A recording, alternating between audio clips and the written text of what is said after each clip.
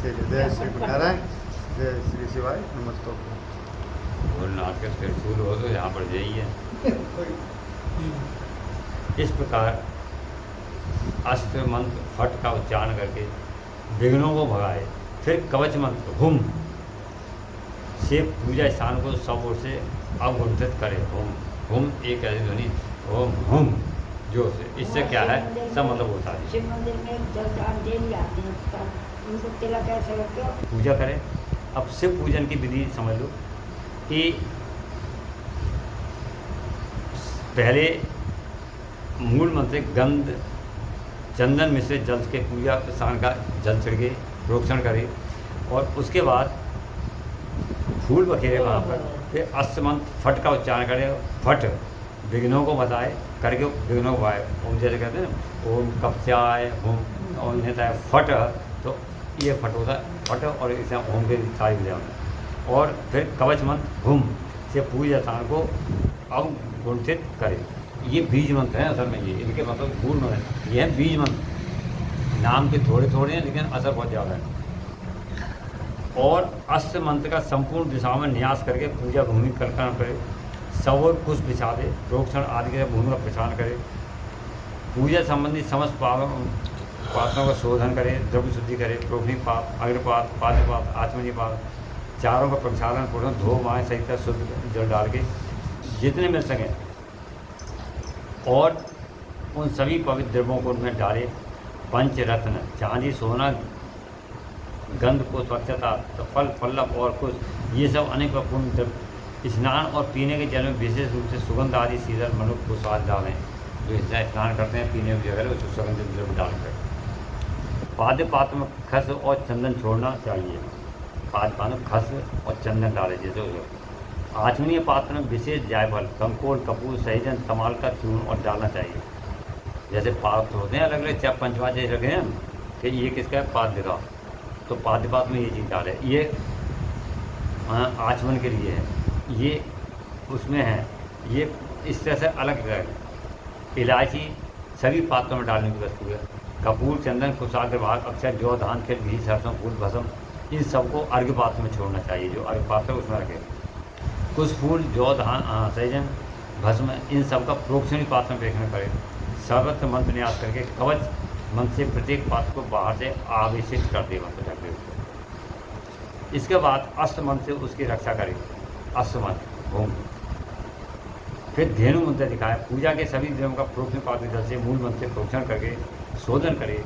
इस बात शेर साध करिए अधिक पात्रों के न मिलने पर सर्व कर्मों में एकमात्र प्रोक्षण पात्र को संपादित करके, अगर ज़्यादा ना मिले तो एक पात्र बना ले प्रोक्षण।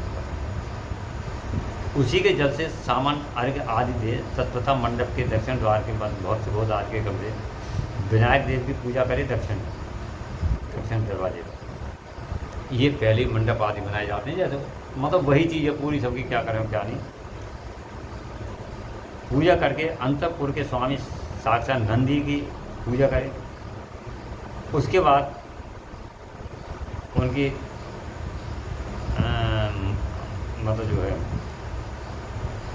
ध्यान करते हुए अंका सुवर्ण में पर्वत के समान आभूषण शोभा पारायण मस्तक को 5 चंद्र का मुकुट शोभा है। मूर्ति सौम्य में 3 नेत्र 4 भुजाओं से उनके हाथ में चमचा माधो और त्रिशूल लगी तीन टंग चौथे में कीचक है। मुख के कान चंद्रमंडल के समान मुख वानर के साथ सदृश है। द्वार के उत्तर पार्श्व में उनकी पत्नी सुयसा, नंदी की पत्नी का नाम है सुयसा। सुयसा सुयसा यथा नहीं यसा यसा सुयसा ये हाँ हाँ मुख वानर। द्वार के उत्तर पार्श्व में उनकी पत्नी सुयसा है जो मरुदगणों की कन्या है। सुयसा किनकी कन्या है? मरुदगण 28 मरुदगण उनकी कन्या है। उत्तम व्रत का पालन करने वाली है। पार्वती के चरणों का श्रृंगार करने में लगी रहती हैं। और फिर उनका काम क्या है? नंदी से भोलेनाथ के उसमें लगे रहते हैं और उनकी पत्नी सुयसा भी पार्वती के उसमें लगी रहती है श्रृंगार वाले। उनका पूजन करके परमेश्वर शिव के भवन के भीतर करे। फिर उसके भवन के भीतर जाए। द्रव्यों से शिवलिंग का पूजन करे, यानी भोलेनाथ मंडप कैसे बनाई है उनका पूजन करे। पूजन करके निर्माल्य को वहाँ से हटा दें। निर्माल होता है जो हम उसको चढ़ाते हैं, वो सबसे निर्माल हो जाता है, उसको वहाँ से हटा दें पूजन करने के बाद। उसके बाद फूल धोकर शिवलिंग के मस्तक पर उसकी शुद्धि की रख दें। फूलों को धो के मस्तक की शुद्धि को रखें। हाथ में फूल ने यथा शक्ति मंत्र जप करें, इसके मत शुद्धि होती है। ईशान कोण में चंडी की आराधना करें, उन्हें पूर्वक निर्माल करें।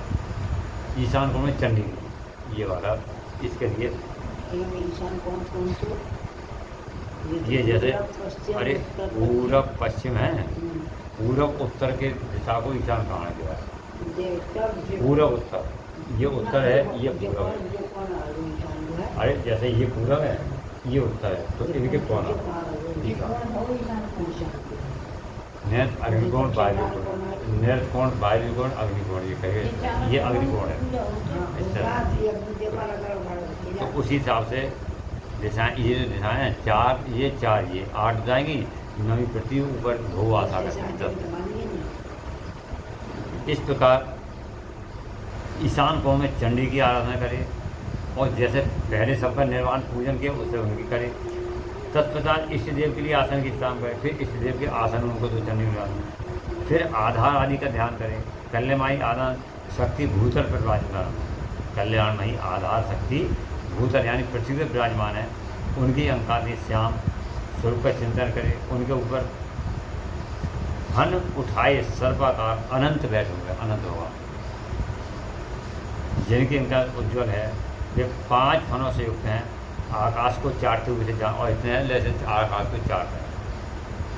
अनंत के ऊपर भद्रासन है, जिसके चारों पाए में सिंह की आकृति बनी हुई है। भद्रासन में चारों पाए क्रमशः धर्म ज्ञान वैराग्य और ऐसे जुड़े।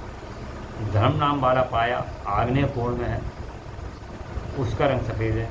ज्ञान नामक पाया नेत्र कोण में है, उसका रंग लाल है। वैराग्य वायु कोण में है, उसका रंग पीला। ऐश्वर्य ईशान कोण में है, उसका वर्ण श्याम है। अधर्म आदि उस आसन के पूर्वाध भागों में क्रमशः स्थित है। अधर्म आदि उस आसन के पूर्वाध भागों में स्थित है। अर्थात अधर्म पूर्व में, अज्ञान अवधि के हैं सभी चीज़। जैसे कहें यहाँ धर्म को काम होता हूँ, तो स्थान सबके हैं, भले बुरे सबके, लेकिन सबकी अपनी जगह है।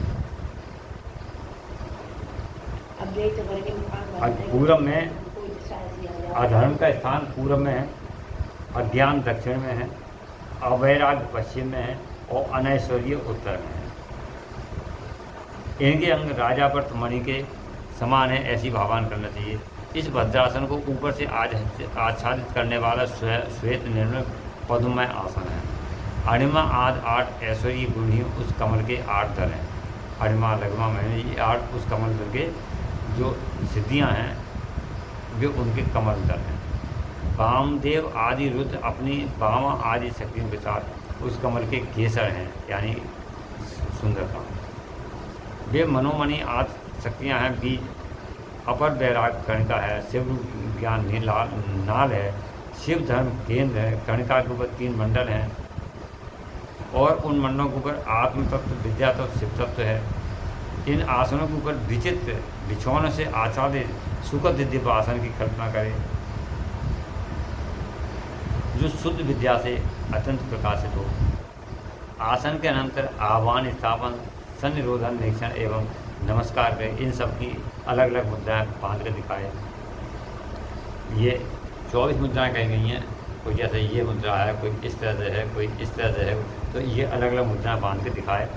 इसके बाद पाद, आचमन, अर्घ्य, स्थानीय वस्त्र, गोभी, गंध, यानी जो नैवेद्य को उनसे तांबूल देगा, सेवा और शिव को सहन कराए, सब चीज़ सेवा उनको ये चीज़ पकड़ा गया। उनको अर्घ्य, स्थानीय वस्त्र, गंध, धूप, दीप, पुष्प, नैवेद्य, तांबूल दे करके शिव को सहन कराए, दोनों को, शिव और शिवा को। और उपयुक्त रूप से आसन मूर्ति कल्पना करें। मूल मंत्र एवं ईशान ब्रह्म मंत्रों द्वारा सकलीकरण की क्रिया करके देवी पार्वती से परम कारण शिव का आह्वान करें, भगवान सिंह की अंकादि। और इस प्रकार सारे कार्य करने के ऊपर शिव तत्व में जो भी है, शिव तत्व के रूप में विख्यात हैं और सबका कल्याण कर ले जगत में शुद्ध शिवलिंग के रूप में विद्यान उनका आह्वान स्थापन कर। ऐसी भावना करने के भक्ति भाव से गंध, धूप, दीप, पुष्प, नैवेद्य, इन 5 उपचारों द्वारा शिवलिंग का पूजन करें। वह 16 उपचार करेंगे, 16 उपचार। और यहाँ पास होता है धूप, दिखा, गंध, तिलक, धूप और दीप, पुष्प और नैवेद्य, ये पंचोपचार करेंगे।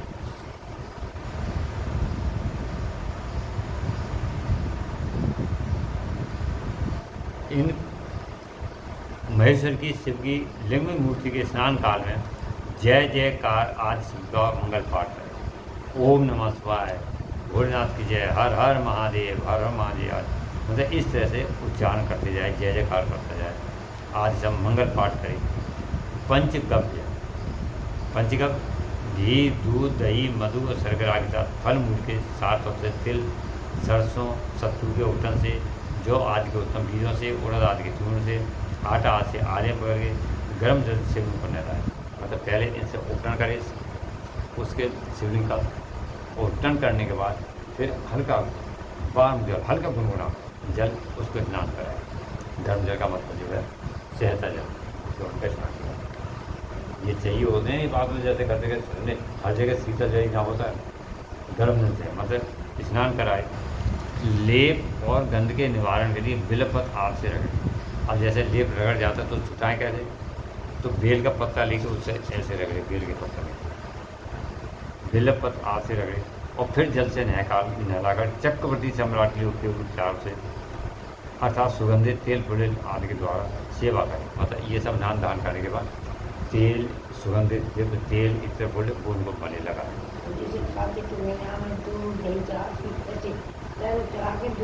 अब खाली अब उनको क्या करते हैं, आए एक कटोरी में दही ले आए, एक लो से चम्मच से दही चढ़ा दूँ और छोड़ गया इनको चारो। लेकिन वास्तव में उनका तो शुद्धोदक स्नान भी कराए, ये नहीं खाली है। तो यही चीज़ है कि देव आदि के द्वारा सेवा करें, उनकी सेवा करें। मतलब जैसे तेल लगाते हैं तो अरे हम नहा धो के तेल लगाते हैं, ऐसे उनको लगाए।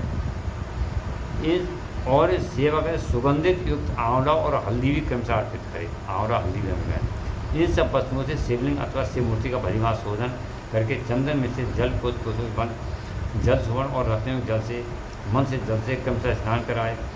और इसके बाद अगर ये सब ना हो सके, संभव ना हो, तो यथासंभव संगीत वस्तुओं से जल द्वारा और केवल मंत्र अभिमंत्रित और नहीं है तो शुद्ध जल से ही स्नान कराएगा मंत्र बोलते हुए। इस प्रकार कलश, शंख और वर्धनी से तथा कुश और कुश के युक्त हाथ से जल मंत्रजाप इसलिए को नहलाना चाहिए।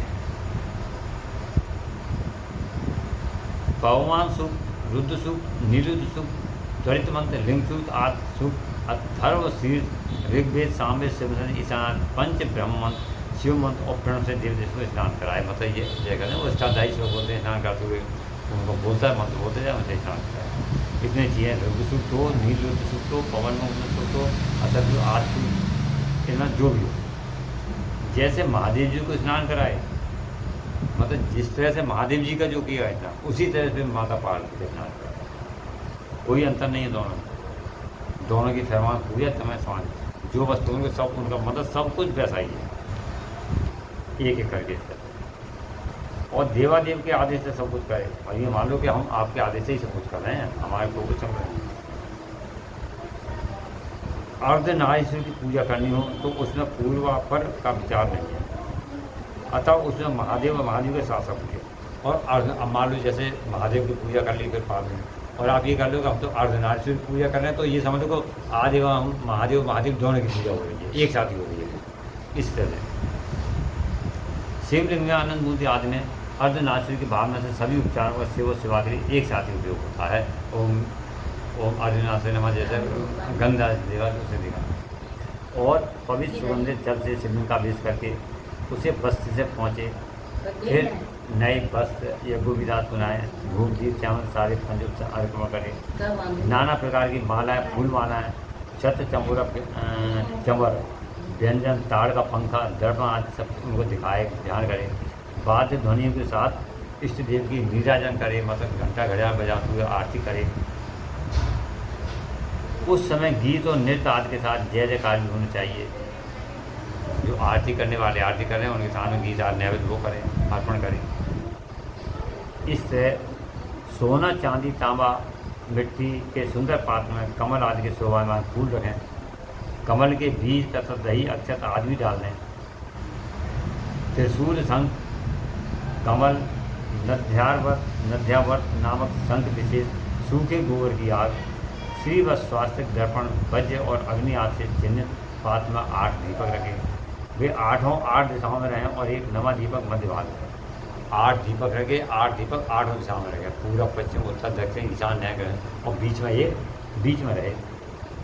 इन 9 दीपकों में वामा आदि 9 शक्तियों का पूजन करें। फिर कवच मंत्र से आच्छादन, अष्ट मंत्र द्वारा सबों से संग्रह कर धेनु मुद्रा आदि दिखाकर दोनों हाथों में पात्र को ऊपर उठाए, अथवा पात्र में क्रमशः 5 दीप रखे। 8 आने के 5 दीप रखे, 4 को चारों कोनों में और 1 को बीच में रखे। मतलब 8 9 ना रखे, 4 को 4 कोनों में, तो पूरा पश्चिम उत्तर और 1 को। उसके बाद उस पात्र को उठाकर शिवलिंग या शिवमुद्र के आदि के ऊपर क्रमशः 3 बार प्रदक्षिण कम से घुमाए, 3 बार घुमाए। मूल मंत्र का उच्चारण करता रहे। तदनंतर मस्तक पर अर्घ्य और सुगंध भस्म चढ़ाए। फिर पुष्पांजलि के निवेदन करे। इसके बाद जल देकर आचमन कराए। फिर सुगंधित 5 तांबूल भेंट करे, 5। इसके बाद प्रोक्षणीय पदार्थों का पोषण कर नृत्य और गीत गाए जाते हैं। सब उनको भेंट करते हुए नृत्य और गीत अर्पण आयोजन करे। लिंग मूर्ति आदि में शिव पार्वती का चिंतन करते हुए यथाशक्ति शिव मंत्र का जप करें। फिर उसके बाद उनका ध्यान करते हुए यथाशक्ति जितनी आप कर सकते हो उतना जप करें शिव मंत्र का। फिर जप के पश्चात तो नमस्कार, स्तुति पाठ, आत्मन कार्य विनय पूर्वक करे मतलब सम्मान। और फिर अर्घ्य, पुष्पांजलि, मुद्रा बांध कर, फिर विध मुद्रा बांध कर इष्ट देव से त्रुटियों के लिए क्षमा प्रार्थना करे। इस अंत में तत्पश्चात मूर्ति सहित देवता का फिर विसर्जन करके अपने हृदय में उसका चिंतन करे और पाद से लेकर मुखवास पर्यंत पूजन करना चाहिए। पैरों से लेकर के मुखवास पर्यंत उनके सभी तांबूलात पूजन करे। या अधिक संकट की स्थिति में प्रेम पूर्वक केवल फूल मात्र चढ़ाता है। अगर कुछ नहीं कर सकते हो, ज़्यादा संकट है, हम मतलब किसी प्रकार की लाचारी है, तो पुष्प उनको अर्पण कर दे। पत्रम पुष्पम फलम तोया, पत्रम पुष्पम फलम, जो कुछ है प्रभु पान फूल आप देगा सब। इस प्रकार प्रेम पूर्वक केवल फूल मात्र चढ़ा देना चाहिए। प्रेम पूर्वक फूल मात्र चढ़ा देने से ही परम धर्म का संपादन हो जाता है। जब तक प्राण रहे शिव का पूजन किया भोजन न, शरीर में शक्ति हो तब तक उनका पूजन करे, उसके बाद ही पूजन। इसी प्रकार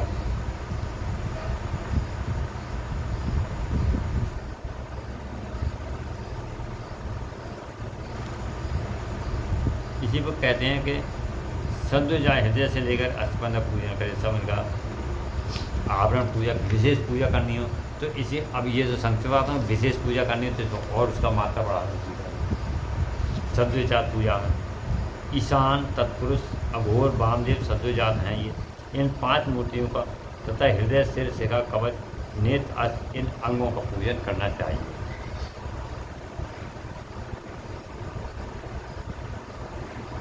और फिर सभी आयन उनका पूजन करने के बाद जो भी उनके गण हैं सब उनका पूजन करें। अतः सर्वथा प्रयत्न करके भक्तवा से हुए हे श्री कृष्ण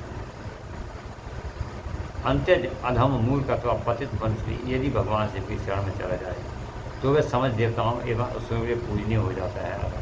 अतः सर्वदा प्रयत्न करके भक्ति भाव से ही शिव की पूजा करें, क्योंकि अभक्तों को कभी फल नहीं मिलता। हम पूजा कर रहे हैं लेकिन भावना हमारी है नहीं, भक्ति है नहीं, कर तो रहे हैं दिखावे को है, जैसे भी एक दिन देखा देगी तो उसका कोई फल नहीं मिलता है। क्या हुआ कैसा मिला वो बात, लेकिन सबसे मूल चीज़ हमारी भावना और मन से करना किसी का।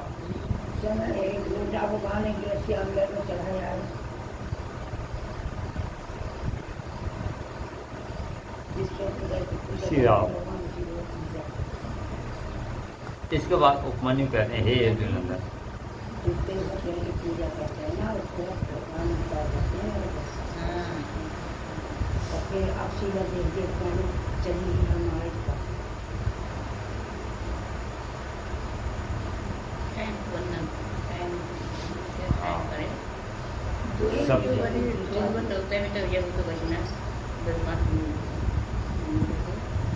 समय पर था। तो इस प्रकार पहले ये सारी पूजन और फिर करने के बाद यथाशक्ति मंत्र जाओ। वैसे तो सबकी बात है कि 5 लाख करो, 1 लाख करो, 10 लाख करो, 11 माला करो, यथाशक्ति जितनी हमारे शक्ति वो करें, जब मंत्र जाप करें। तो और वो पंचाक्षर मंत्र का, पंचाक्षर मंत्र द्वारा एक ही बार शिव का पूजन कर लेता है, पहले शिव मंत्र के गौरव से दाह को चला जाता है।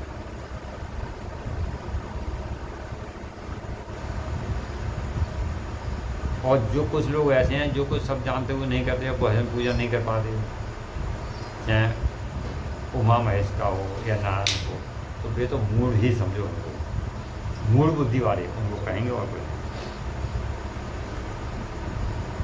और ऐसे लोगों का जन्म भी निष्फल है, जो हमेशा ही अपनी आत्मा में उन्हें कोई आस्था नहीं, कोई कर रहा नहीं, तो वे मनुष्य होते हुए भी अधमी हैं और एक बोझ है इस तरह की बात।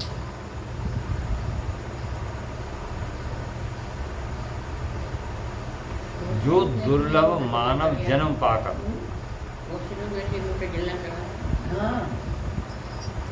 उठे सुबह उठ के चाय चाहिए फिर वो तब उनकी आगे बुलाएंगे।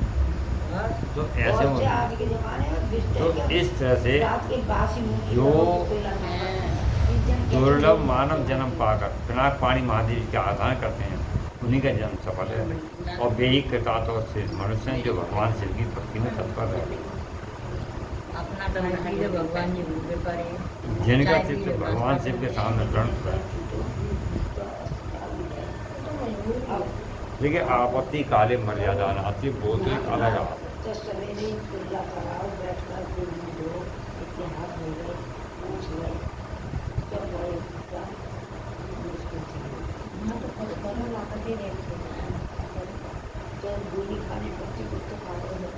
भाई, ये तो शास्त्रों में कहा कि आपत्ति काले मर्यादा नाती है। भाई हमारा शरीर अब हम मान लो बिल्कुल कर रहे हैं, हाथ पाँव चल नहीं रहे हैं, तो ठीक है, हमने प्रभु से मन से प्रार्थना कर ली, हे प्रभु आप जानो, आप हमसे तो बस हो रहा है, ये हो रहा है, तो वो भी आपका स्वीकार्य होता है ऐसे। अब लेकिन आप अच्छे भले हो, कोई परेशानी ना है, फिर आप कहते चाय पी क्या वो चीज़ ऐसे नहीं करना चाहिए।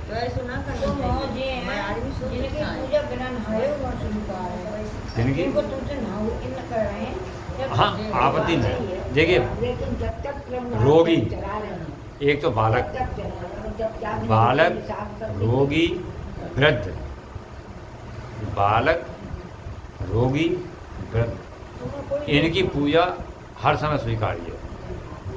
बालक तो मौसम हो तो आओ और वहाँ जाकर नहीं रगड़ दो या कुछ कर दो, जो चढ़ा दो वो सही है, वो अपने साथ। अब जैसे छोटे छोटे बालक आ गए जो चाहे उन किस भावना वो ला तो मंजर है माँ, अरे ये चढ़े गए हम चढ़े आपके लिए तो है। आप जिसको हम और आप ऐसे करके चाहेंगे तो वो पाप है, और वे अगर कर रहे हैं तो उनको भय पुण्य है, वे पास है खुश। तो लेकिन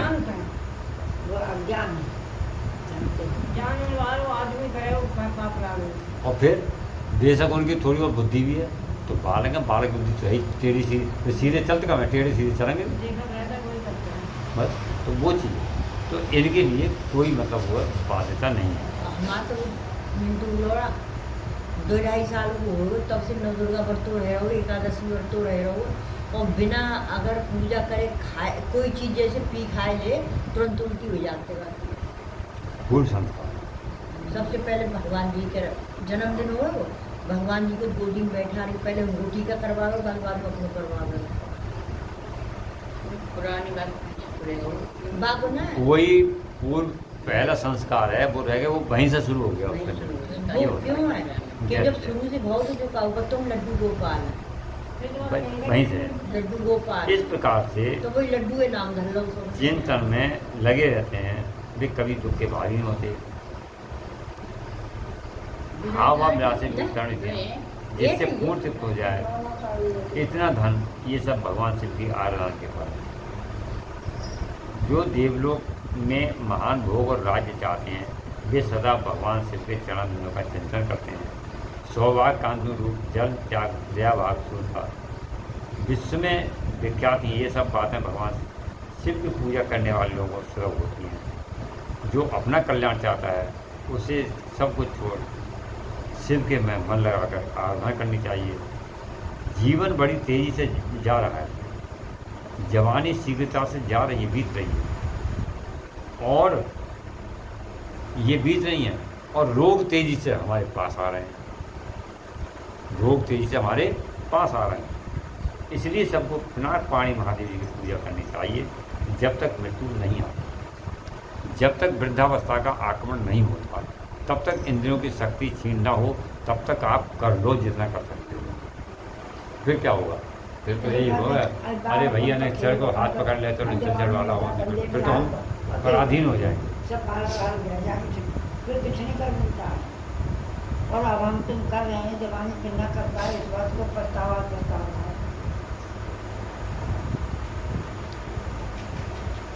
कहा है ना, भजन कर मस्त जवानी में बुढ़ापा किसने देखा। तो सब वही है, लेकिन एक ही उसकी नहीं, वो सब कुछ है, टाइम भी नहीं था और इससे आज के हिसाब से कोई जानकारी भी नहीं थी, दोनों ही बातें।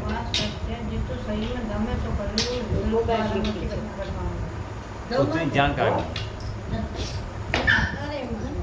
चुपचाप बैठे रहते, लेकिन जो है जो ऊपर चला तब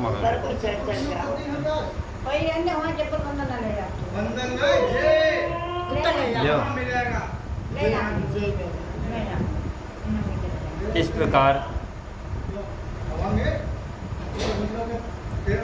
हमारी शरीर की शक्ति क्षीण हो, इससे पहले हमें सावधान होकर उनकी समझ जाना चाहिए कि उम्र के उसमें लग जाओ।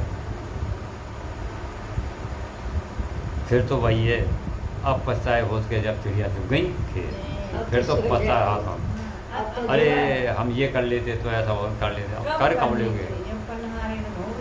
चलो अब ड्यूटी में कर में लो, अब तो कर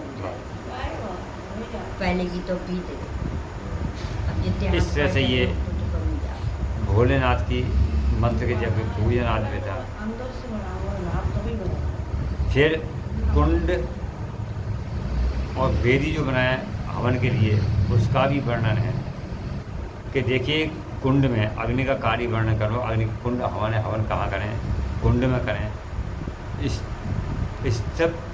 इस चंड जल पर वेदी में लोहे के हवन पात्र में या नूतन सुंदर मिट्टी के पात्र में विधि पूर्वक अग्नि की स्थापना करके उसका संस्कार करें, मतलब उसका होंगे।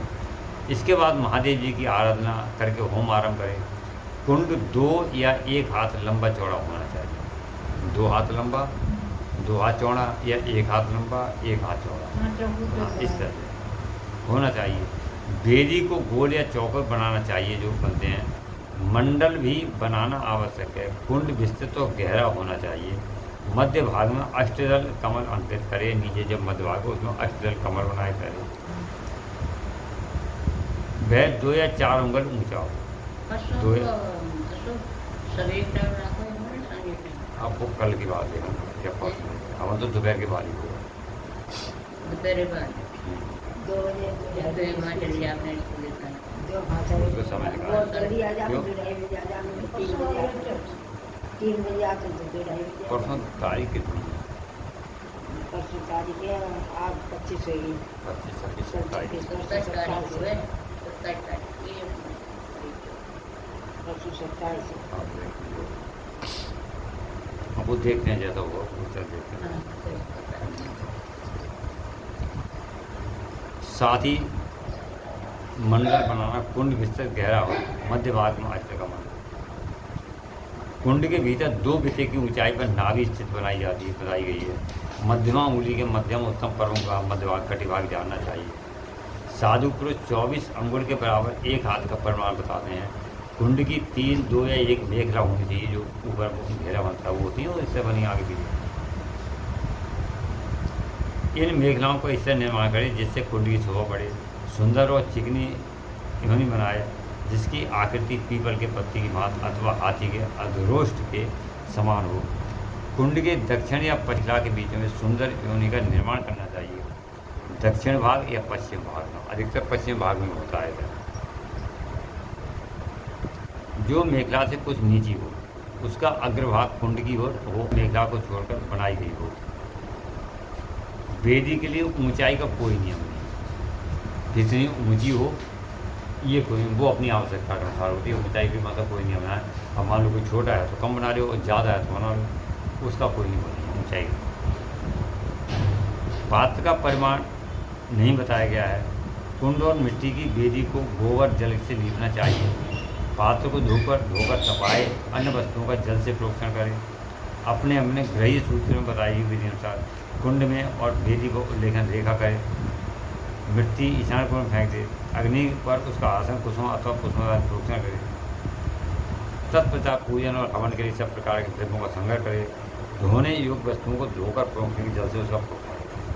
जो धोने योग्य वस्तुएं हैं उनको धो लो, और वैसी हैं उनको शुद्ध जल से साफ। इसके बाद सूर्यकांत मणि से प्रकट काष्ठ से उत्पन्न श्रोत्रिय की अग्निशाला में संचित अथवा दूसरा किसी उत्तम अग्नि को आधार सहित ले जाए। उसे कुंड तथा वेदी को 3 बार प्रदक्षिण करके घुमाकर अग्निबीज गम का उच्चारण करके उस पर अग्नि को उस खंड वेदी का हाथ में स्थापित। अग्नि का बीज मतलब है रम।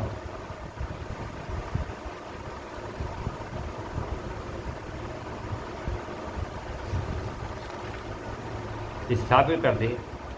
और कुंड में स्थापित करना हो तो योनि मार्ग से अग्नि का आराधन करे और वेदी पर अपने सामने की ओर अधिष्ठापना करे। योनि प्रदेश के पास स्थित विद्वान पुरुष समस्त कुंड को अग्नि से संयुक्त करे। साथ ही भावना करे कि अपनी नाभि के भीतर जो अग्निदेव विराजमान है, जटांगा है, वे ही नाभि रंग से चिंगारी रूप में निकल कर बाहर अग्निमंडल में होकर लीन हुए हैं।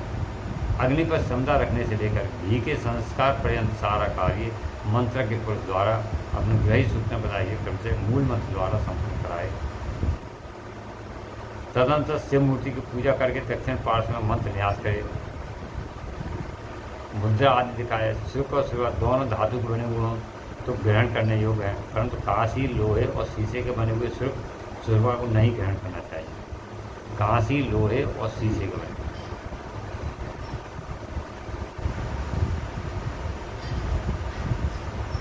अथवा यज्ञ संबंधी काष्ठ के बने हुए सुरवा ग्राह्य है। काठ का बना लेते हैं, उसका लंबा करेगा वो भी ग्राह्य है। स्मृति या शिव शास्त्र में जो वेद हो देवी ग्राह्य हैं। ब्रह्म वृक्ष अथवा ब्रह्म वृक्ष आदि के छिद्र से बिचेले 2 पत्ते लेकर उन्हें खुद से पहुँचे और अग्नि में तपाकर फिर उनका प्रोक्षण करें। ब्रह्म वृक्ष कहते हैं पलाश या बूलर को। बूलर या पलाश को कहते हैं ढाके में। बूलर जो है तो इनको ब्रह्म वृक्ष कहा गया। आदि के छिद्र रहे बिचले 2 पत्ते लेकर तपाकर पहुँचे। उन्हीं पत्तों को सिरकू और सिरवा का नाम दिया। उन्हीं पत्तों से लेकर उनकी जैसा पत्ता लगा लेते हैं बांध के चम्मचों में लकड़ी बांध लें पत्ता, उनसे जो काम चम्मच की जगह घी अब डालो इन पत्तों से करें। और उन्हीं पत्तों को सूख कर दूध दें। उनमें घी उठाएं और अपने गृह सूचना बताए हुए क्रम से शिव बीज से 8 बीजाक्षरों द्वारा अग्नि में आते हैं। शिव का बीज मतलब ओम ओम ओम। इससे अग्नि का संस्कार संपन्न होता है। वे बीज इस प्रकार है। 8 बीज में कौन से हैं? भ्रूम, स्तुम, भ्रूम, श्रुम, कुम, ध्रुम, ध्रुम, ये 7 हैं।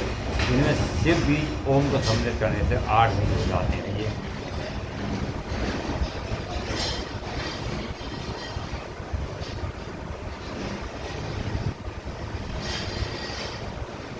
उपरिक्त 7 बीज चमचा अग्नि की 7 जिह्वाओं के हैं। ये 7 बीज जो है अग्नि की 7 जिह्वाओं के हैं। उनकी मध्यमा जिह्वा का नाम बहुरूपा है। उसकी 3 शिखाएँ हैं। एक शिखा दक्षिण में, दूसरी वाम दिशा उत्तर में और प्रज्वलित होती है। बीच वाली शिखा बीच में ही प्रकाशित होती है। ईशान कोण में जो जिह्वा है उसका नाम हिरण्य है। पूर्व दिशा में विद्वान जिह्वा उसका नाम कनका नाम से। अग्निकोण रक्का, नेत्र कोण और बाह्य कोण सुप्रभा नाम की जिह्वा प्रकाशित होती है। उनके अतिरिक्त पश्चिम में जो जिब्बा धातु उसका नाम मरुत है। इन सब की प्रवाह अपने अपने नाम के अधिक है। अपने अपने बीज के अंतर क्रम से इनका नाम लेना चाहिए। नाम के अंत में स्वाहा का प्रयोग करना चाहिए। इससे जो जिह्वा मंत्र बनते हैं उनके द्वारा क्रमशः प्रत्येक जिह्वा के लिए एक एक घी की आहुति दी। जिह्वा मंत्र ओम भ्रूम त्रिशिकाय बहुरा बहुपाय स्वाहा दक्षिण मध्य उत्तर। इस तरह से ओम तुम हिरण्याय स्वाहा ऐसा नहीं जिसको मतलब किसी दिशा में उस देन थी।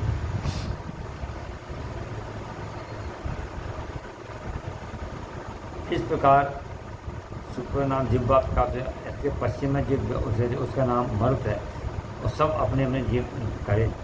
उनके द्वारा क्रमशः प्रत्येक जिह्वा के लिए एक एक घी का आहुति दिए और मध्यमा के लिए 3 जिह्वाओं के लिए 3 आहुति दिए। कुंड के मध्य भाग रम वहन न्याय स्वाहा बोलकर 3 आहुतियाँ दिए। ये आहुतियाँ घी अथवा समिधा से देनी चाहिए। आहुति देने के पश्चात अग्नि में जल का सेवन सेंचन करे, उससे जल उसका सेंचन करे। ऐसा करने पर वह अग्नि भगवान शिव की हो जाती है और शिव के आसन का चिंतन करे। मतलब वो अग्नि फिर ऐसा मानता है कि शिव में हो गई और उसी का फिर आसन बन गया। अर्धनारीश्वर भगवान शिव का आह्वान करके पूजन करे। पार्घ अर्घ आचर्य दीपदान प्रजन पूजन करके अग्नि का जल से प्रोक्षण करे। अग्नि के जल से प्रोक्षण मतलब जल उससे करके वे समुदाय क्लास की या गुरर आदि दूसरे यज्ञीय वृक्ष की होनी चाहिए। समुदाय काय की हों पलाश यानी कि ढाक या गूलर आदि दूसरे यज्ञीय वृक्ष या मतलब कोई और यज्ञीय वृक्ष होते हैं जैसे पीपल है, बट है, आम है, चंदन है, इस तरह की होनी चाहिए। उनकी लंबाई 12 अंगुल की हो। समधा कितनी कितनी छोटी 12 अंगुल 4, 8, 12 इतनी तो बड़ी समधा हो। टेढ़ी मेढ़ी ना हो, स्वतः सूखी हुई भी ना हो, अपने आप सूख गई ना हो, उनके छिलके ना उतरे तथा उन पर किसी प्रकार की चोट ना हो। सब समुदाय एक सी होनी चाहिए। 10 अंगुल लंबी समुदाय भी हवन के लिए देते हैं। उनकी मोटाई कंचका उंगली के समान होनी चाहिए अथवा प्रादेश माप अंगूठे से लेकर तर्जनी पर्यंत। अंगूठे से लेकर के तर्जनी, ये तर्जनी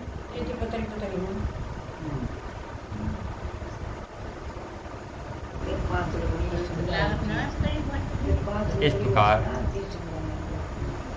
प्रादेश माप अंगूठे से लेकर तर्जनी पर्यंत लंबी संप्रदाय उपयोग करनी है। अंगूठे से लेकर तर्जनी पर्यंत ऐसा नाम तर्जनी ये है नाम इतनी लंबी संप्रदाय।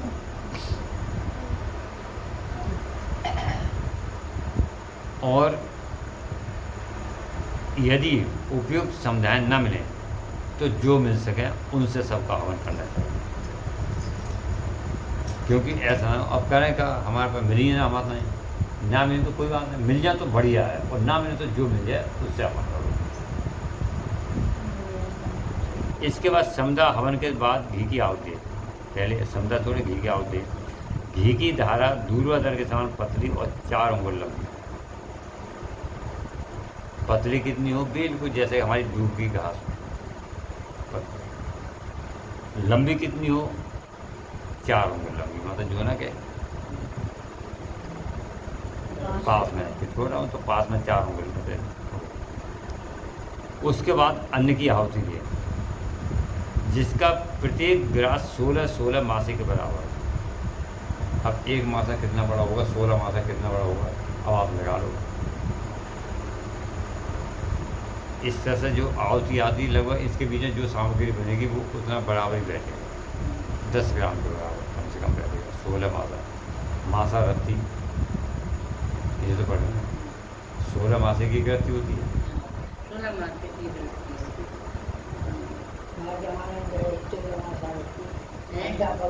अरे बोलते 16 मासा रत्ती मासा 16 मासा।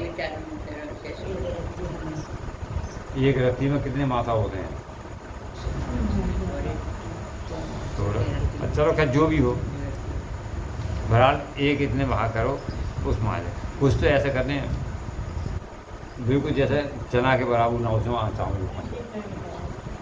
ऐसे भी देखें तो यह भी नहीं तो उसमें बता रहे हैं कि धार घी की दूर्वा के समान हो, 4 लंग हो, अन्न की आहुति दें और प्रत्येक ग्रास 16-16 मासे के बराबर हो। लावा, सरसों, जौ, तिल इन सब में घी मिलाकर, लावा कहते हैं घी, सरसों, जौ और तिल इन सब में घी मिलाकर यथासंभव भक्त से लेहा और जोश का भी मिश्रण करें। हाँ ये ले हैं लावा, सरसों, जौ और तिल मिश्रण, इन सब की यथाशक्ति 10, 5 या 3 आहुति हैं। जो ये मिलाकर जो बताइए इनकी 10, 3 या 5 आहुति न तो ये चीज़ मिला के ना ज़्यादा नहीं है। तो इसकी कितनी आहुति हैं तो उसका भी करें।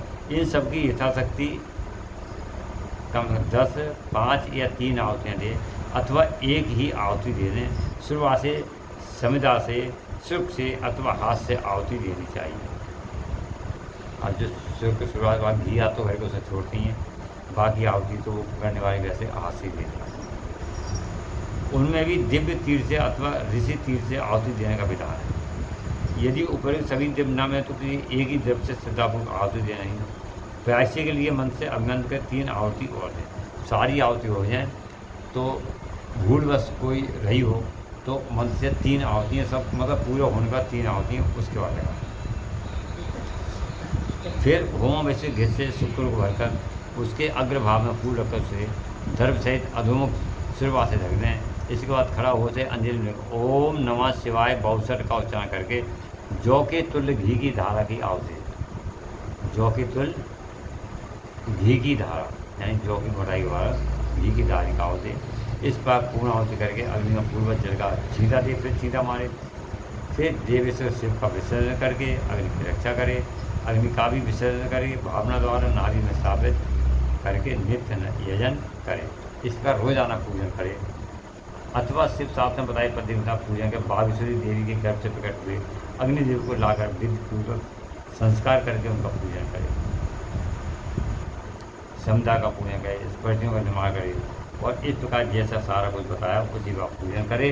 और पूजन करने के बाद सुख स्वास्थ्य बाएँ हाथ में तोमर ताड़ का पंखा घी से भरा हुआ अग्निदेव को ध्यान कर उनका जात कर संस्कार करे।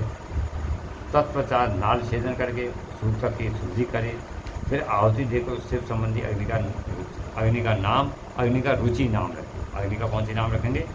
रुचि।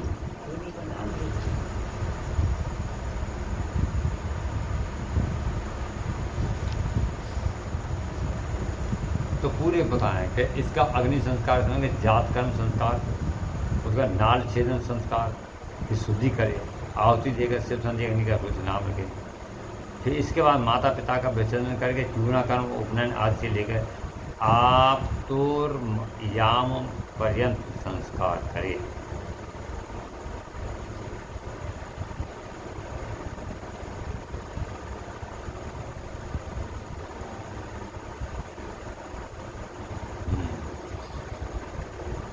तत्पश्चात घृत धारण आज का होम करके शिवष्ट के तो होम करे, फिर होम करें। इसका ब्रह्म बीज का उच्चारण करके अग्निवर जल कर छींटा मारे ब्रह्म। उसके बाद त्रिदेव मतलब जो पंचदेव ब्रह्मा, विष्णु, शिव, ईश, लोक, शेषगण और उनके अस्त्रों का सवोट क्रमशः पूजन करके धूप दीप आदि सिद्धि के लिए अग्नि को अलग निकाल कर तम विधि का ज्ञान को पुनः घृत्य पूर्वक होम द्रव्य तैयार करे, अग्नि में आसन की कल्पना करे और उस पर पूर्ववत महादेव और महादेव का आह्वान पूजन करके पूर्ण आहुति पर सब कार्य संपन्न करे।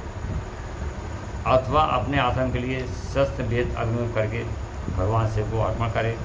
शिवासनी पुरुष इन सब बातों को समय का होम करे। इसके लिए दूसरी कोई विधि नहीं। शिवाग्नि का भस्म संग्रहण है। शिवाग्नि के द्वारा जो मतलब शिव के हवन आदि होते हैं उनकी जो भस्म होती है उसको इकट्ठा कर ले और फिर आपने बाद में लगाने को है। अग्निहोत्र का कर्म भस्म भी संग्रह करने होता है। जो हम रोजाना अग्नि करते हैं उसकी भी भस्म को इकट्ठी कर ले। वैवाहिक अग्नि का भस्म भी जो परिपक्व पवित्र और सुगंधित हो संग्रह करके रखना चाहिए। विवाह के समय जो अग्नि होता है उसका कपिला गाय का वह गोबर जो गिरते समय आकाश में ही दोनों हाथों में रोक लिया गया हो उत्तम माना गया है। कपिला गाय है और गाय गोबर कर रही है, तो ज़मीन पर आने से पहले ही हाथ में लेके उसको रोक लो, तो वो गोबर बहुत शुद्ध माना गया, अब उत्तम माना गया है। वह यदि अधिक गीला व अधिक कड़ा ना हो, दुर्गंध युक्त और सूखा हुआ ना हो, तो अच्छा माना गया। गोबरी मान लो स्वच्छ है, मतलब कोई दुर्गंध नहीं आती, गीला बहुत ज़्यादा है, तो वो अच्छा है। और यदि हाथ में रखा हुआ, यदि वह पृथ्वी पर गिर गया हो, तो उसमें से ऊपर और नीचे के हिस्से को त्यागकर बीज का है। अगर बीज में गए तो ऊपर की परत हटा दे और नीचे की परत को छोड़ दे और बीज कर ले, जो ना ऊपर से लेकर पूरा ही ऐसा लपेटो और इकट्ठो करो, ले आए वहाँ पर। अच्छा, जो हमारे लावा लिपा बताएंगे उनकी पूजा करोगे तो वो लग गया हो। हाँ, बता रहे हैं। उस गोबर का लीपन को नहीं है, अब जो गोबर ला रहे उसका पिंड बना रहे गोल। अच्छा। हाँ, लीपन से मतलब नहीं है। उसका पिंड बनाकर उसे शिवाग्नि आदि में मूल मंत्र के उच्चारण को छोड़ दे। जो अग्नि जल रही है ना, वो गोबर को पिंड बना के मंत्र द्वारा उसमें छोड़ दे, पिंड बना के छोड़ दे। जब वह पक जाए तब उसे निकाल ले। पक जाए का मतलब जो है वो गोबर जल के पकेगा नहीं, कभी तो सूख जाए, पकेगा नहीं, जैसे मतलब दहक जाए। पकने का मतलब जो है दहकना शुरू कर दे, उसे निकाल ले। उसमें जितना अधपका हो उसको, और जो भाग अधिक बहुत अधिक पक गया हो उसको भी त्याग कर श्वेत भस्म ले। जो अधपका हो उसको, और जो भाग बहुत अधिक पक गया हो उसको भी त्याग कर श्वेत भस्म ले। जो जैसे पक जाते हैं ना बीच में बिल्कुल वो एक तो होती है जैसे काली सी राख बन जाती है ऊपर बीच में, तो बीच में जो वो सफ़ेद निकलती है ना, उस राख को ले श्वेत भस्म ले और उसे घोट कर चूर्ण बना ले, मतलब उसके बाद उसे भस्म रखने के पात्र जो अपनी रक्षा रखने उसमें रख लो। भस्म पात्र धातु का, लकड़ी का, मिट्टी का, पत्थर अथवा किसी वस्तु का बनवा लें, देखने में सुंदर होना चाहिए। उसमें रखे भस्म को धन की बात किसी शुभ, शुद्ध और समतल स्थान रखो। जैसे धन रखते हैं ना, किसी शुभ यानी अच्छे, शुद्ध और समतल स्थान एक जगह में। किसी अयोग्य या अपवित्र के हाथ में भस्म ना दे। अपवित्र हो, नहाया धो ना हो, कुछ हो या कैसा भी हो, उनके हाथ में बसना पड़ रहा है। स्वयं रखे थे। नीचे अपवित्र स्थान में भी न डाले, जैसे गिर जाती बेगा तो वो जाकर नाली फेंक दी। ऐसी जगह डाले जहाँ उसका किसी पैर आवाज न लगे। नीचे के अंगों से उसका स्पर्श न करे। भस्म की ना तो अपेक्षा करे और ना उसे लागे। भस्म को लागना नहीं चाहिए। शास्त्रों समय पर उस पात्र से भस्म लेकर मंत्रोच्चार पूर्ण अपने ललाट में लगाए। दूसरे समय में उसका उपयोग न करें और अयोग्य व्यक्तियों के हाथ में उसे न दे। भगवान शिव का विसर्जन न हुआ हो तभी भस्म संग्रह कर ले। मतलब जो ना पहले अब आपका समय वो हो गया, आप हमारा कार्य पुनः जब हम आप बुलाएं, आप विसर्जन के आप आह्वान में न जाए, विसर्जन पूजन क्षम्य काम पर क्षम्य करिए। विसर्जन ना हो उस समय तक भजन को लेगाओ, रख लो इकट्ठी करके, बाद में नहीं। अब जैसे देखा गया है, अब ये चलो हमारी ध्यान नहीं, यज्ञ होते हैं करके, यज्ञ होते हैं तो जिस समय आचार्य गण हवन करके चले जाते हैं, यज्ञ की समाप्ति कर जाते हैं, काम तो और भी बहुत सारे रह जाते हैं करने को, फिर जो वो रहते हैं और कहते हैं विसन वो तो निकल गया, हवन रुक गया।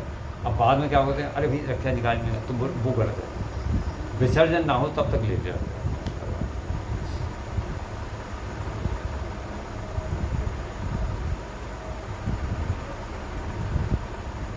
तभी तक भस्म संग्रह करें, क्योंकि विसर्जन के बाद उस पर चंड का अधिकार हो जाता है। चंड जो विसर्जन हो गए ना, तो उनका अधिकार जो उनके जो चंड भाग है, चंड का अधिकार हो जाता है। तुम अधिकारी नहीं थे, चंड देखना है, चंडेश्वर उनका अधिकार होगा। शिव पे चढ़े हुए पदार्थ का भी अधिकार चंडेश्वर का ही है। हाँ,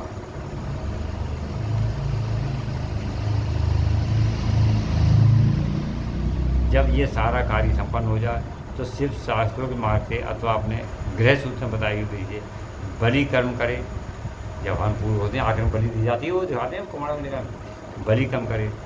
उसका अच्छी तरह लिपे पोते मंडप में विद्यासन को बिछाकर विद्या कोष की स्थापना करे। क्रमशः फूल आदि के द्वारा भजन करे।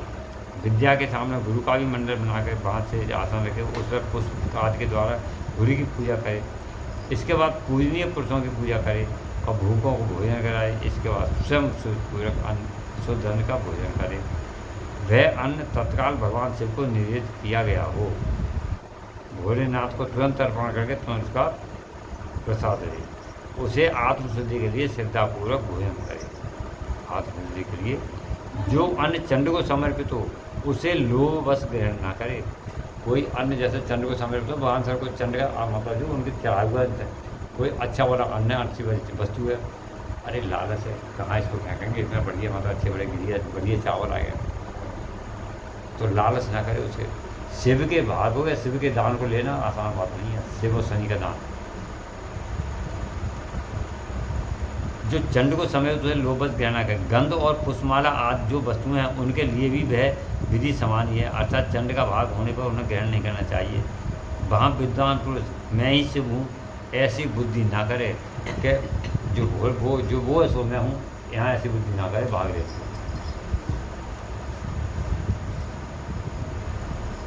मन और भोजन और आचमन करके शिव का मन ही मन चिंतन करते हुए मूल मंत्र का उच्चारण करे।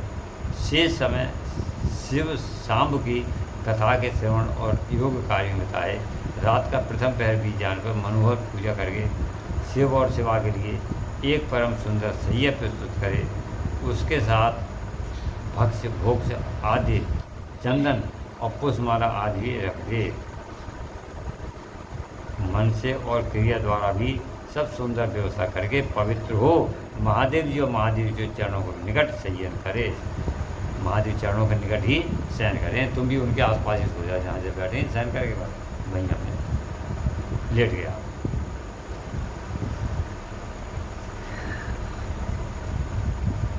यदि उपासक गृहस्थ हो तो वह वहाँ अपनी पत्नी के साथ संग है। यदि गृहस्थ है तो पत्नी वहाँ दोनों सोए, वहाँ पर पत्नी दोनों।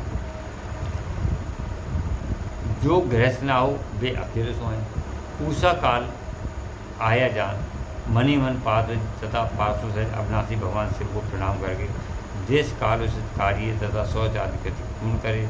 फिर यथाशक्ति शंख आदि वाद्यों के गिरफ्त ध्वनियों से महादेव और महादेव को जगाए, मन को बजाते हुए उनको जगाए। इसके बाद उस समय खिले हुए परम सुगंधित पुष्पों द्वारा सेवा और शिव की पूजा करके पूर्वोक्त कार्य संपन्न करे। ओम नमः शिवाय। श्री शिवाय नमस्तुभ्यम। श्री शिवाय नमस्तुभ्यम।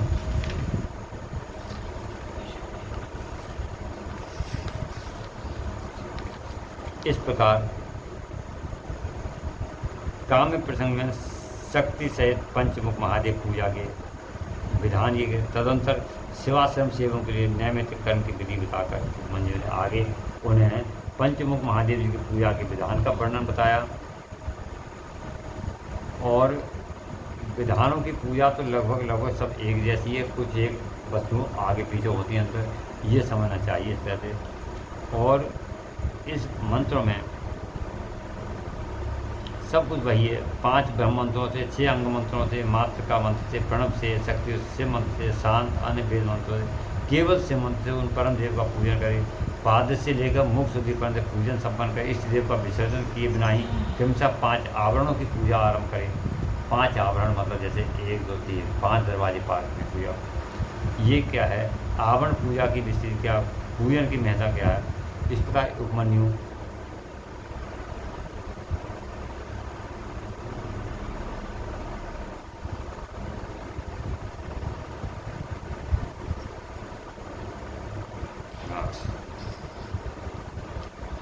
उपमन्यु कहते हैं, हे कौन यदुनंदन, हे श्री कृष्ण, पहले शिवा और शिव के दाएं और बाएं भाग में, शिवा और शिव के दाएं बाएं भाग में क्रमशः गणेश और कार्तिकेय का गंध आदि 5 उपचारों द्वारा पूजन करें।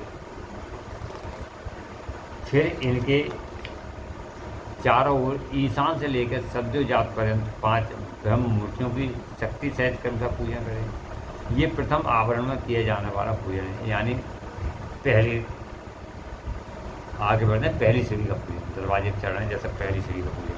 फिर दूसरे या पहला द्वार दरवाजा समझो 1 2 3 4 5 पहले आवरण की पूजा करने वाला है। उसी आवरण में हृदयाच्यंग शिव सेवा का अग्निकोण से लेकर पूर्व दिशा पर 8 दिशाओं का क्रमशः पूजन करें। वही वामा आदि शक्तियों के साथ वाम आदि 8 शब्दों की पूर्व आदि दिशाओं में क्रमशः पूजन करें। पूर्व दिशाओं में ये पूजन वैकल्पिक यदनंद, ये मैंने तुमसे प्रथम आवरण का वर्णन किया। इसी प्रकार दूसरे तीसरे 5 आवरण हैं, इनका पूजन करें। दूसरे आवरण में पूर्व दिशा वाले दल में अनंत का, उनके वाम भाग में शक्ति का पूजन, दक्षिण दिशा वाले में दल में शक्ति सहित सूर्य देव की पूजा, पश्चिम दिशा के दल में शक्ति सहित शिवोत्तम का, उत्तर दिशा वाले दल में शक्ति एक नेत्र का, ईशान कोण वाले दल में एक रुद्र और उनकी शक्ति का, अग्नि कोण वाले दल में त्रिमूर्ति और उनकी शक्ति का, नयत कोण में दल के श्रीकंठ और उनकी शक्ति का, तथा वायव्य कोण वाले दल में शक्ति सहित शिखंडीश का पूजन करें। समस्त चक्रवर्तियों की भी द्वितीय आवरण में पूजा करनी चाहिए। जो भी चक्रवर्ती राजा हुए उन सबकी दूसरे आवरण में पूजा करनी चाहिए। इस प्रकार तीसरे आवरण में शक्तियों से अष्टमूर्ति का पूर्वाद 8वां दिशाओं में क्रमशः पूजन करें। भव सर्व ईशान रुद्र पशुपतु उग्र भीम और मान, ये 8 मूर्तियाँ हैं।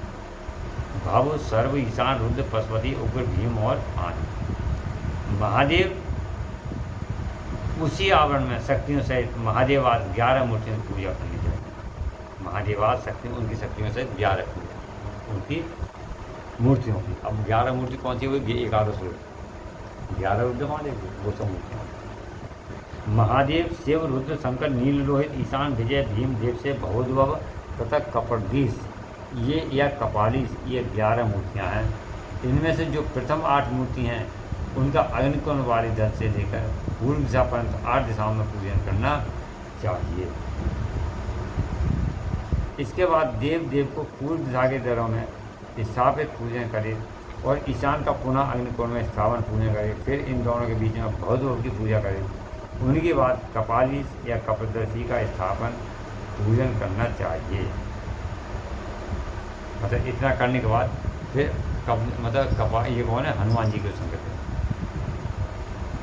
कपालीस या कपड़दीस का पूजन स्थापन करना चाहिए। इतना करने के बाद उस द्वितीय आवरण में फिर तीसरे आवरण में वृषभ राज का पूर्व में, नंदीश का दक्षिण में, महाकाल का उत्तर में और शास्ता का अग्निकोण के दल में पूजन करें।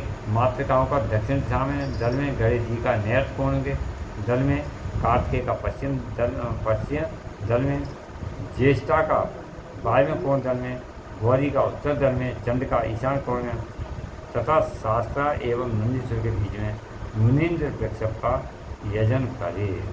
इस तरह से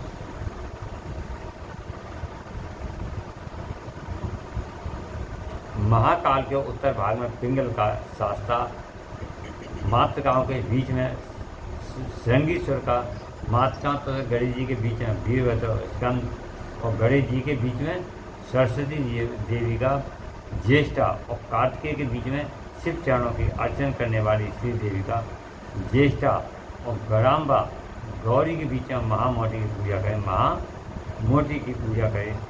गराम्बा और चंड के बीच में दुर्गा देवी की पूजा करें। गराम्बा गणों की माता अध्यक्ष और चंड के बीच में दुर्गा देवी की पूजा करें। इसी आवरण में पुनः शिव के अंतर वर्ग की पूजा करें। इस अंतर वर्ग में रुद्रगण, प्रमथगण, भूतगण आते हैं। इन सबके भेद रूप हैं और ये सब अपनी शक्तियों के साथ हैं। इनके बाद एकाग्र हो सखीवर, शिव जी के सखीवर का भी ध्यान पूजन करना चाहिए। देखिए साधु होते हैं, साक्ष होते हैं और कुछ होते हैं सखी भाव से रहने वाले, मतलब सखी उनकी सखी भाव। इस तरह से इस प्रकार इस प्रकार 3 आवरणों के देवताओं की विस्तार पूजा हो जाने पर बाह्य भाग में चौथे आवरण का चिंतन पूजन, पूर्व में सूर्य, दक्षिण में ब्रह्मा, पश्चिम में रुद्र और उत्तर में भगवान विष्णु का पूजन करें। इन चारों देवताओं के भी पृथक पृथक आवरण हैं। इन चारों को फिर अलग अलग आवरण होंगे। इनके प्रथम आवरण में 6 अंगों तथा दीप्ता आदि शक्तियों की पूजा करनी चाहिए। दीप्ता सूक्ष्म, जया, भद्रा, विभूति, बिमला, अमोघा और विश्वता उनके क्रमशः पूर्व 8 दिशाओं में स्थिति है। द्वितीय आवरण में पूरब से लेकर उत्तर तक क्रमशः 4 मूर्ति की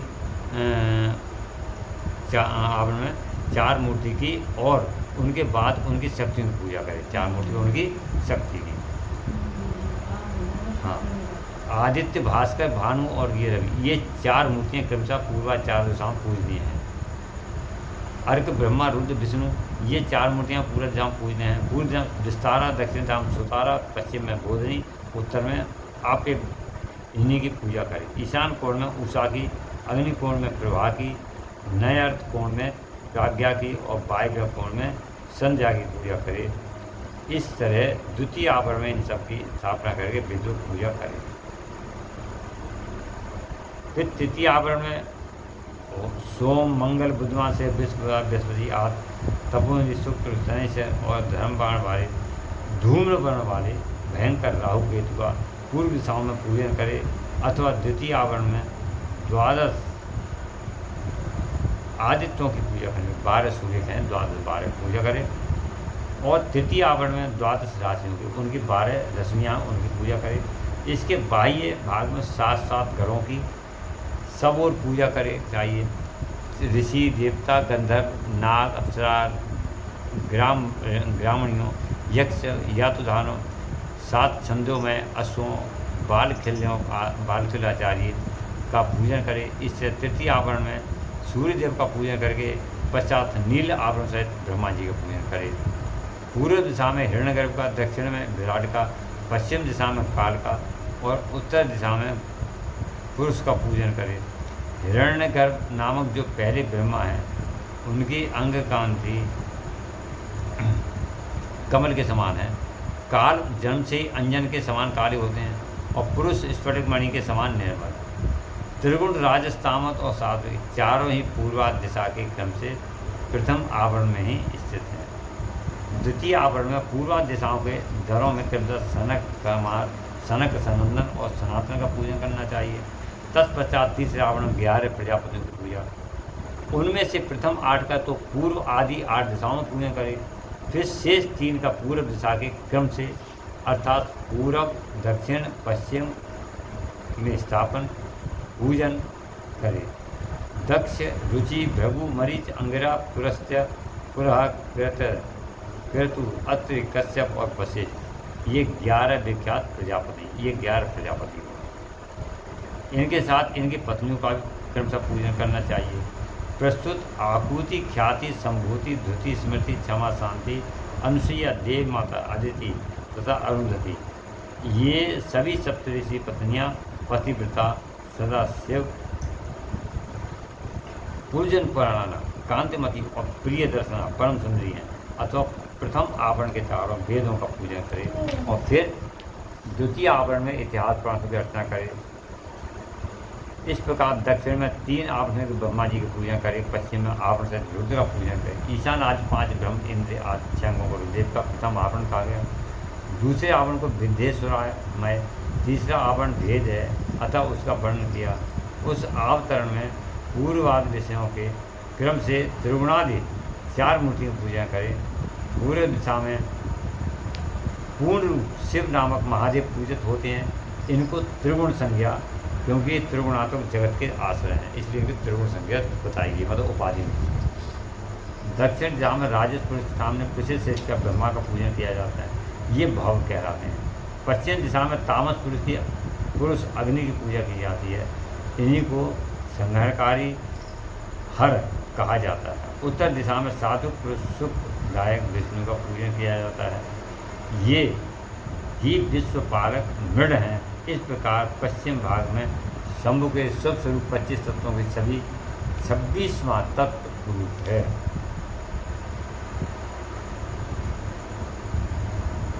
तत्व रूपे पूजन करके उत्तर दिन भगवान विष्णु का पूजन करना। इस तरह इनके प्रथम आवरण में बासुदेव का पूर्व में अनिरुद्ध हो, दक्षिण में प्रद्युम्न को, पश्चिम में संकर्षण को, उत्तर में स्थापित करके इनकी पूजा करनी चाहिए। ये प्रथम आवरण बताया गया। अब द्वितीय आवरण के शुद्ध आवरण बताया गया है। मत्स्य पूर्व 12 नरसिंह 52 शेरियों से एक राय, राम, आप, श्रीकृष्ण और हयग्रीव, ये द्वितीय आवरण में पूजित होते हैं। तृतीय आवरण में पूर्व भाग में चक्र की पूजा करें। दक्षिण भाग में कहीं भी प्रतिहत न होने वाले नारायण का यजन करें, यानी भजन पूजन चिंतन करें। पश्चिम भाग में पांचजन का और 9 सारंग धनुष की पूजा करें। इसके बाद 3 आवरणों से युक्त साक्षात विष्णु नामक परम हरि महाविष्णु की, जो सदा सर्वत्र व्यापक है, मूर्ति में भावना करके पूजा करें। इस तरह विष्णु के चतुर्व्यूह क्रम से 4 मूर्तियों का पूजन करके क्रमशः उनकी 4 शक्तियों का पूजन करें। इसके बाद अग्निकोण में सरस्वती, नेत्रकोण में गढ़ समता, वायव्य में लक्ष्मी, ईशान में पूजन करें। भानु आदि मूर्तियों शक्तियों का पूजन करें। उसी आवरण लोग हैं पूजा करें।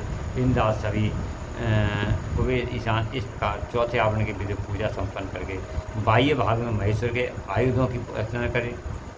ईशान में तेजस्वी त्रिशूल, सूर्य में वज्र अतः अग्नि में उन सबकी जो घोड़े रात के मुख्य अस्त्र हैं उन सबकी पूजा करें, अर्चना। इस तरह पंचम आवरण की पूजा का संपादन करके सप्तम आवरण देवताओं के बाह्य भाग में अथवा 5वें आवरण में ही मातृकाओं सहित महावृक्ष यानी नंदकेश्वर का पूर्व दिशा में पूजन करें। तदंतर समस्त देव योनियों की चारों ओर रचना करें। इसके सिवा जो नरक आकाश में विचरने वाले ऋषि, सिद्ध, दैत्य, यक्ष, राक्षस, अनंत आदि नागराज, उन नागेश्वरों के कुल में उत्पन्न हुए अन्य नाग, डाकने, जागने, भूत आदि पक्षी जो भी हैं, उन सबके स्थित 10 दिशा में स्थित ब्रह्मांड के आधार को रुद्र और गुणजनित, मायाजनित, शक्ति जनित तथा उनसे ही पर जो कुछ शब्दवाच्य जड़ चेतन में प्रपंच है, उन सबको शिवा और शिव के पास वाले में स्थित जानकर उनका सामान्य रूप से पूजन करे कि ये मान ले कि ये शिव हैं और ये शिवा हैं। इस तरह जानकर वे सब लोग हाथ जोड़कर मंद मुस्कान के मुख से ऐसा लग रहा है कि वो मुस्कुरा रहे हैं और प्रेम पूर्वक महादेव का दर्शन करे, ऐसा चिंतन करना चाहिए। इस तरह आवरण पूजा संपन्न करके विषेव की शांति के लिए पुनः देवेश्वर शिव की अर्चना करके पश्चात पंचाक्षरी मंत्र जप करे। तदंतर शिव और पार्वती सम्मुख उत्तम व्यंजनों से युक्त तथा अमृत के समान मधुर, शुद्ध एवं मनोहर महाचरु का नैवेद्य निवेदन करे। ये महाचरु 32 आढ़क, महाचरु कितना होते हैं यानी जो प्रसाद है, 32 आढ़क, लगभग 3 मन 8 शेर, 3 मन 8 शेर का हो तो उत्तम है, और कम से कम 1 आढ़क यानी 4 शेर का हो तो भी निम्न श्रेणी का माना जाता है। एक आढ़क 4 शेर अर्थात 4 शेर का हो तो निम्न श्रेणी का माना जाता है। अपने वैभव के अनुसार जितना हो सके महाचरु तैयार करके उसे श्रद्धापूर्वक निवेदित करें। तदंतर जल और तांबूल, इलायची आदि निवेदन करके आरती उतार कर शेर पूजा समाप्त करें। योग के आने वाले याग के उपयोग में आने वाले द्रव्य, भोजन, वस्त्र आदि को उत्तम श्रेणी का तैयार करा दें। भक्तिमान पुरुष वैभव होते हुए धन व्यय करने में कंजूसी ना करें। जो सट या कंजूसा हैं और पूजा के प्रति उपेक्षा का भाव न करता है, वह यदि कृपणतावश कर्म को किसी अंग से हीन न कर दे तो उसके ये काम में कर्म सफल नहीं होते। ऐसा सब है मगर जब तक ये ना करे। इसलिए मनुष्य यदि फल सिद्धि का इच्छुक हो तो उपेक्षा भाव को त्याग कर संपूर्ण अंगों के योग से काम्य कर्मों का संपादन करे। इस तरह पूजा समाप्त करके महादेव को प्रणाम करे। फिर भक्ति भाव से मन को एकाग्रचित करके स्तुति पाठ करे। स्तुति के पश्चात साधक उत्सुकतापूर्वक कम से कम 108 बार और संभव हो तो 1000 से अधिक बार पंचाक्षरी विद्या का जप करें। कम से कम 108 बार, ये संभव हो तो 1000 बार। इसके बाद क्रमशः विद्या और गुरु की पूजा करके अपने अभ्युदय और श्रद्धा के अनुसार यज्ञ मंडप के सदस्यों का भी पूजन करें। फिर आवरणों सहित देवेश्वर शिव का विसर्जन करके यज्ञ के उपकरणों सहित वह सारा मंडल गुरु को अथवा शिव चरणाश्रित भक्तों को दे दे, अथवा उसे शिव के ही उद्देश्य के शिव के ही क्षेत्र में समर्पित कर दे और समस्त आवरण देवताओं का यथोचित रीति से पूजन करके 7 प्रकार के होम द्रव्यों से शिव अग्नि में इस देवता का ध्यान करे, जो अग्नि चल रही उसमें ध्यान करेगा। ये तीनों लोगों विख्यात योगेश्वर नामक, ये योगेश्वर नामक योग है।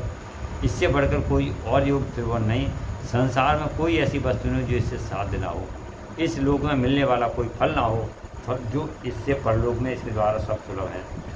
ये इसका फल नहीं है, ऐसा कोई नियंत्रण नहीं किया जा सकता, क्योंकि संपूर्ण श्रेय रूप साध्य का वह श्रेय साधन है। ये निश्चित रूप से कहा जा सकता है कि पुरुष जो कुछ फल चाहता है वह सब चिंतामणि के समान इससे प्राप्त हो सकता है, जो कुछ चाहते हैं, तथा किसी क्षुद्र फल के उद्देश्य से इसका प्रयोग नहीं करें। छोटे मोटे काम को ना करें, इतना बड़ा काम कोई विशेष उद्देश्य तब करें, क्योंकि किसी महान से लघु फल की इच्छा रखने वाला पुरुष स्वयं लघुतर हो जाता है। कोई ज़्यादा सामर्थ्यवान है और हम जरा सी भेंट लेने को जाएँ, अरे साहब 2-4 रुपया दे दो, 10-5 दे दो, तो इसमें उसकी महिमा मंडित खंडित होती है देने वाले उसके आधा ला उसको दे दो, जो अब 1 रुपया दे दो माइए तो मतलब जो है इसमें क्या है, तो उस हिसाब से मत है, तो उसमें जो उसके अनुसार से अपनी क्षमता के अनुसार कर रहा हूँ तो में मतलब कुछ वो दे दिए तब वो तो अपनी क्षमता के अनुसार दो। तथापि किसी क्षुद्र फल के उद्देश्य से उपयोग न करें। 10,000 दे देगा, तो हम नहीं दे सकते। अरे 10,000 नासी तो 5,000 दे दो, हम ना दे सकते, हम और एक दे ही नहीं सकता, ये 500 देने लायक, हम 100 भी नहीं दे सकते, तो 50 दे दे, 100 दे तो वही इसका बोल है। उस हिसाब से मतलब अपनी समझ के अनुसार। खाली से अरे सीधी बात है। अरे देखिए ये कार्य कुछ पैसों से संपन्न नहीं होते, किसी की क्षमता 1 रुपया चढ़ाने, किसी की 10 की, किसी अब सब एक ही एक चढ़ाएंगे तो उनसे जो कार्य संपन्न हुए। कोई हर तो दे तो हमारा आदमी है, कोई 1 लाख रुपये दे रहा है, कोई 10,000 दे रहा है, कोई 5,000 दे रहा है, तो ये नहीं है। भाग जो जिस लायक है, जितना पुण्य उसको 1 लाख चढ़ाने वाले को होगा उतना ही मन और श्रद्धा से, यदि वो असहाय है तो 1 रुपये चढ़ाए। इस प्रकार महादेव जी को उद्देश्य से महान या अल्प जो भी कर्म किया जाए वह सब सिद्ध होता है, अतः उन्हीं के उद्देश्य से कर्म का प्रयोग करना चाहिए। शत्रु तथा मृत्यु पर विजय पाना आज जो फल दूसरे से सिद्ध होने वाले नहीं है, उन्हीं लौकिक पारलौकिक फलों के लिए विद्वान को इसका प्रयोग करें। महापातकों में, महान रोग में से भय आदि में तथा दुर्भिक्ष आदि में यदि शांति करने की आवश्यकता हो तो इसी से शांति भी है। अधिक बढ़कर बातें बनाने से क्या लाभ। इस योग को महेश्वर शिव ने सैभ्यों के लिए बड़ी भारी आपत्ति का निवारण करने वाला अपना निजी अस्त्र बनाया, अतः इससे बढ़कर यहाँ अपना कोई रक्षक नहीं है। ये शिव है आगम से ऐसा समझ कर इस कर्म का प्रयोग करने वाला पुरुष शुभ फल का भागी होता है। जो प्रतिदिन पवित्र और एकाग्रचित होकर स्तोत्र मार्ग का पार करता है वह भी अभीष्ट प्रयोजन का अष्टमांश फल पा लेता है। जो अर्थ का अनुसंधान करते हुए पूर्णिमा, अष्टमी और चतुर्थी को उपवास पूर्वक स्तोत्र का पाठ करता है उसे आधा अभीष्ट फल प्राप्त हो जाता है। जो अर्थ का अनुसंधान करते हुए लगातार 1 मास तक स्तोत्र का पाठ करता है, पूर्णिमा, अष्टमी, चतुर्थी व्यक्ता का संपूर्ण अभीष्ट फल को भागी होता है। बोलिए श्री शिवाय नमस्तोभ्यम, श्री शिवाय नमस्तोभ्यम, श्री शिवाय नमस्तोभ्यम, श्री शिवाय नमस्तोभ्यम। ओम नमः शिवाय, ओम नमः शिवाय, ओम नमः शिवाय, ओम नमः शिवाय, ओम नमः शिवाय। हर हर महादेव शंभो। तो कल की कथा में यही होगा, शिव के 5 आवरण में जो हमारे देवता हमने बिठाए, 5 आवरण बनाए ना, चाहे मंडप के 5 घेरे, और जो भी देवता बैठे उनकी स्तुति कर लेंगे कल के आवरण में, और यही कल की हो पाएगी स्तुति। अरे उससे मतलब नहीं, जो है स्तुति इतनी है आगे। अरे क्या कह रहे हैं, अरे चतुर्थी में स्तुति कर लेंगे, उसमें जो कह रहे हैं कहाँ से, जो देवता कितने देवता हैं सब उसमें इनका आ जाएगा, उनकी कल उनकी स्तुति कर लेंगे। तो इस प्रकार ये 5 आवरण से सभी देवताओं की स्थिति, उनसे अभीष्ट पूर्ति, हमारा कार्य सिद्ध हो और मंगल कामना। ये कल का पूजन भी शांति पूर्ति फिर काम ये सब होगा, जैसा भी इसमें समय मिलेगा उसके बाद फिर अनेक भेद और ये सब ये उसमें रहेंगे। पहले ये